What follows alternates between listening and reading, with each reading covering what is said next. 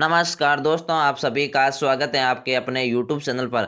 आज हम आपके सामने हाजिर हुए एक नए वीडियो के साथ। आज का वीडियो बहुत इंपॉर्टेंट है। आज हम बात करेंगे राजस्थान बोर्ड परीक्षा 2024। ये आपकी बोर्ड परीक्षा जो कि मार्च में शुरू हो रही है, उसके लिए आज हम कक्षा 10वीं के विज्ञान विषय के मॉडल पेपर के साथ हाजिर हुए हैं। हमने कक्षा 10वीं के कई विषयों के मॉडल पेपर अपलोड कर रखे हैं। यदि वो वीडियो अभी तक आपने नहीं देखे तो जल्दी से जाकर उनको भी देख लीजिए। और आगे हम और भी विषयों के मॉडल पेपर लाने वाले हैं, तो आप हमारे चैनल की सदस्यता जोड़ लीजिए और बेल आइकन प्रेस कीजिए ताकि आने वाले वीडियो की हर इंपॉर्टेंट नोटिफिकेशन सबसे पहले आप तक पहुंच सकें। आइए अब हम आज का वीडियो स्टार्ट करते हैं। आप देख सकते हैं मॉडल प्रश्न पत्र 1 है, जिसमें खंड से शुरू हो रहा है। पूर्णांक 80 नंबर का समय मिलने वाला आपको 3 घंटे 15 मिनट। तो इस समय में आप पूरा पेपर आराम से कर सकते हैं। एकदम बढ़िया राइटिंग जमा कर आप कीजिए ताकि आपको परीक्षा में ज़्यादा से ज़्यादा अंक मिल सकें। आप सबसे पहले देख सकते हैं खंड है, जिसमें बहुविकल्प प्रश्न देखने को मिल रहे हैं।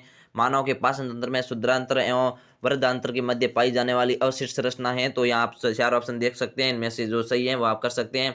इसमें आपको कर्मी रूपी परिशेषी का राइट ऑप्शन न होगा, जो कि ब राइट है। इसके बाद अगला है मस्तिष्क उत्तरदायी, यानी मस्तिष्क किसके लिए उत्तरदायी है? सोचने के लिए या हृदय स्पंदन के लिए या शरीर का संतुलन बनाने के लिए या उपरोक्त सभी? तो ये इसमें उपरोक्त सभी राइट होगा। इसके बाद अगला सवाल आप देख सकते हैं, लेशमानिया में जनन होता है। तो लेशमानिया में जनन किसके द्वारा होता है? बहुखंडन द्वारा या द्विखंडन द्वारा या मुकुलन के द्वारा या कोई नहीं? तो इसमें आएगा द्विखंडन द्वारा होता है।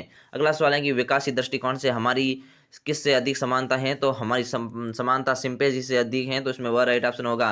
पादप में जाइलम उत्तरदायी है। तो पादप में जाइलन किसके लिए उत्तरदायी है? तो जल का वहन करने के लिए उत्तरदायी है। इसके बाद आप अगला सवाल देख सकते हैं, जिसमें है कि निम्न में से कौन सा यौगिक फोटोग्राफी में प्रयुक्त होता है? तो इसमें आपके राइट जो AgBr है वो प्रयुक्त होता है। तो इसको आप आराम से कर सकते हैं। 6वां सवाल। इसके बाद अगला सवाल है, रसायनों का राजा किसे कहा जाता है? तो H2SO4 को रसायनों का राजा कहते हैं। अगला सवाल है, शुद्ध सोना कितना कैरेट का होता है? तो शुद्ध सोना 24 कैरेट का होता है। उस उत्तल दर्पण की फॉक्स दूरी ज्ञात कीजिए जिसकी वक्रता त्रिज्या 32 cm है। तो इसको आप सूत्र से आराम से ज्ञात कर सकते हैं, जो मैंने कर रखी है। इसके लिए आपको 16 cm राइट आंसर होगा। इसके बाद अगला सवाल आप देख सकते हैं, जो कि 10वां सवाल है, मानव नेत्र के जिस भाग पर किसी वस्तु का प्रतिबिंब बनता है वह है, तो उसको दृष्टि पटल कहते हैं। उसके बाद अगला सवाल है कि प्रतिरोधकता का मात्र है, जिसमें आपको 4 ऑप्शन दिए गए हैं। चारों में से जो राइट है उसको करना है, जिसमें ओम गुणा मीटर यानी कि राइट ऑप्शन राइट होगा। इसके बाद अगला सवाल आप देख सकते हैं, निम्न में से दुर्बल अमल होता है? तो दुर्बल अमल होता है CH2COOS दुर्बल अमल होता है।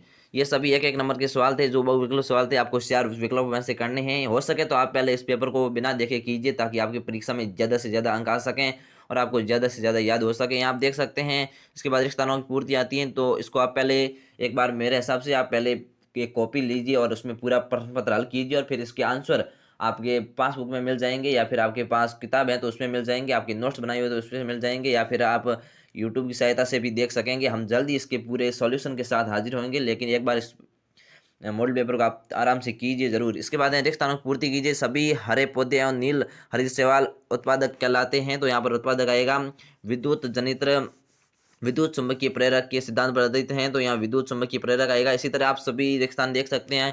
पहले एक बार इसको आप बिना देखे जरूर कीजिए।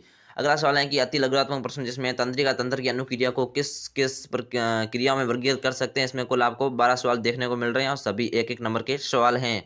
तो यहाँ सभी सवालों का आप सभी देख सकते हैं, जिसमें बहुत ही इंपॉर्टेंट सवाल हैं। जिसमें यहाँ पर 7वां सवाल आप देख सकते हैं, ओम का नियम लिखना है आपको। तो इस ओम के नियम को आप आराम से याद कीजिए, क्योंकि ये नियम आने की आपकी 100% संभावना है। इसके बाद अगला खंड आता है ब खंड, जिसमें आपको लघुत्तरात्मक सवाल देखने को मिल रहे हैं। कुल 13 सवाल हैं और सभी 2-2 नंबर के सवाल हैं, यानी कि 26 नंबर का खंड ब आपके होने वाला है। और इसमें सभी सवाल लघुत्तरात्मक आपको देखने को मिलेंगे। हमारे आमाशय में उत्पन्न होने वाले अमल की भूमिका क्या है? तो आपको आमाशय में उत्पन्न होने वाले अमल की भूमिका के बारे में बताना है। इसमें आपको कुल 3 से 4 लाइन में आपको उत्तर देना है। जब ज़्यादा जरूरत हो तो 5 से 6 लाइन में उत्तर दे सकते हैं, इससे ज़्यादा नहीं देना होगा।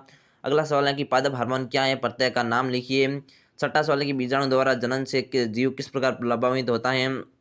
7वां है कि क्या होगा यदि हम एक पोषी स्तर के सभी जीवों को मार डालें? समझाइए।